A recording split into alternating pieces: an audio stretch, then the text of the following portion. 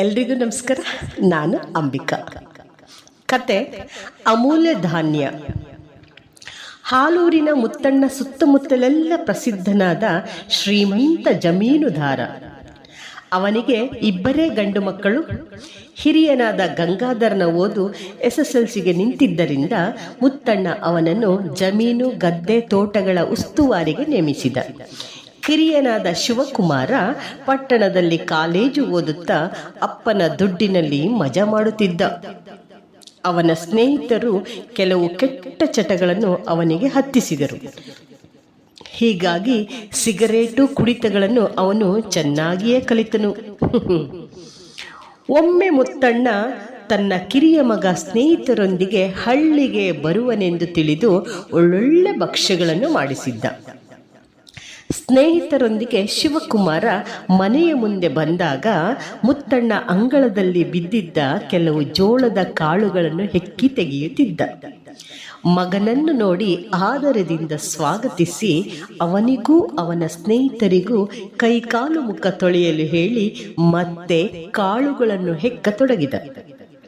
ಇದನ್ನು ನೋಡಿದ ಶಿವಕುಮಾರ ತನ್ನ ಗೆಳೆಯರತ್ತ ತಿರುಗಿ, ನೋಡಿ, ಈ ಮುದುಕನಿಗೆ ಎಷ್ಟು ದುರಾಸೆ ಎಂಬುದನ್ನು, ಕಾಳುಗಳನ್ನು ಮತ್ತೆ ಮತ್ತೆ ಆಯುತ್ತಿದ್ದಾನೆ ಎಂದು ಅಣಕವಾಡಿದ. ಆ ಮಾತು ಮುತ್ತಣ್ಣನ ಕಿವಿಗೆ ಬಿತ್ತು. ಸರಿಯಾಗಿ ಬುದ್ಧಿ ಕಲಿಸಬೇಕೆಂದು ನಿರ್ಧರಿಸಿದ ಮುತ್ತಣ್ಣ ಎಲ್ಲರೊಡನೆ ಊಟಕ್ಕೆ ಕುಳಿತ. ಚಿನ್ನ ಬೆಳ್ಳಿಯ ಸಾಮಾನುಗಳನ್ನು ಬೆಳ್ಳಿ ತಟ್ಟೆಗಳಲ್ಲಿ ತುಂಬಿ ಎಲ್ಲರ ಮುಂದೆ ಇಡಲಾಯಿತು. ಮುತ್ತಣ್ಣ ಎಲ್ಲರನ್ನು ಉದ್ದೇಶಿಸಿ, ಊಟ ಮಾಡಿ, ಚೆನ್ನಾಗಿ ಊಟ ಮಾಡಿ ಎಂದ. ಅನಿರೀಕ್ಷಿತವಾಗಿ ಈ ರೀತಿ ನಡೆದುದನ್ನು ಕಂಡ ಶಿವಕುಮಾರ, ಅಪ್ಪ, ಏನಿದು, ಯಾರಾದರೂ ಬೆಳ್ಳಿ ಬಂಗಾರದ ಕಾಳುಗಳನ್ನು ತಿನ್ನುತ್ತಾರೆಯೇ ಎಂದ. ಮಗು, ನೀನು ಸ್ನೇಹಿತರೊಂದಿಗೆ ಮನೆಯ ಮುಂದೆ ಬಂದಾಗ ನಾನು ಕಾಳುಗಳನ್ನು ತೆಗೆಯುತ್ತಿದ್ದೇನಲ್ಲವೇ? ಆಗ ನೀನು ಈ ಮುದುಕನ ದುರಾಸೆ ನೋಡಿ ಎಂದು ಹೇಳಿದೆಯಲ್ಲವೇ? ಕಾಳು ಮನುಷ್ಯನ ಹಸಿವೆ ಹಿಂಗಿಸುತ್ತದೆ, ಐಶ್ವರ್ಯ ತರುತ್ತದೆ. ಬೆಳ್ಳಿ ಬಂಗಾರದಿಂದ ಹೊಟ್ಟೆ ತುಂಬುವುದಿಲ್ಲ.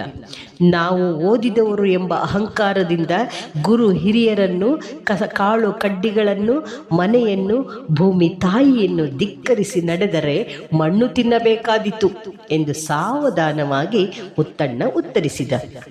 ಮುತ್ತಣ್ಣನ ಒಂದೊಂದು ಮಾತುಗಳು ಶಿವಕುಮಾರ ಹಾಗೂ ಅವನ ಸ್ನೇಹಿತರ ಕಣ್ಣುಗಳನ್ನು ತೆರೆಸಿದವು. ಎಲ್ಲರೂ ತಲೆ ತಗ್ಗಿಸಿ ನಿಂತರು.